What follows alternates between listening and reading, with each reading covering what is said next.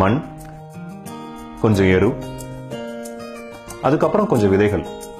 இதோட கலவைதான் விதைப்பந்து. இது எப்படி செய்யறதுன்னா, மண்ணையும் எருவையும் கலந்துட்டு அதுல கொஞ்சம் தண்ணி ஊத்தி உருண்டை பிடிக்கணும். அந்த உருண்டையோட நடுவுல ஒரு விதைய வைக்கணும். இந்த கான்செப்டை கண்டுபிடிச்சது ஜப்பானை சேர்ந்த புக்காகோங்கிற ஒருத்தர். அவர் நம்ம ஊர் ஐயா நம்மாழ்வார் போல ஒரு வேளாண் விஞ்ஞானி.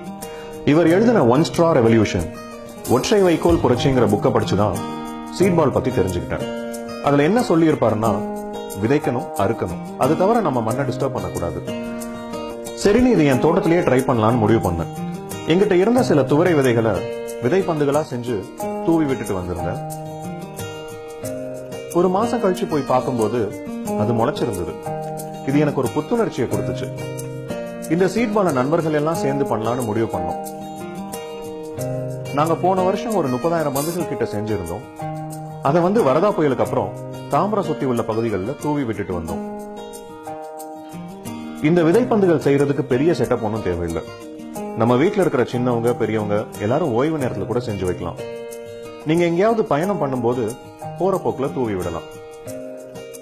இயற்கையோட தத்துவம் ஒண்ணு இருக்கு, வலியது வெல்லும் அப்படின்னு. அதற்கான நீர் கிடைக்கும் போது அதுவா வளர்ந்துக்கும். இதை நீங்க ஃபாலோ பண்ணவோ ஃபென்ஸ் போடவோ தேவையில்லை.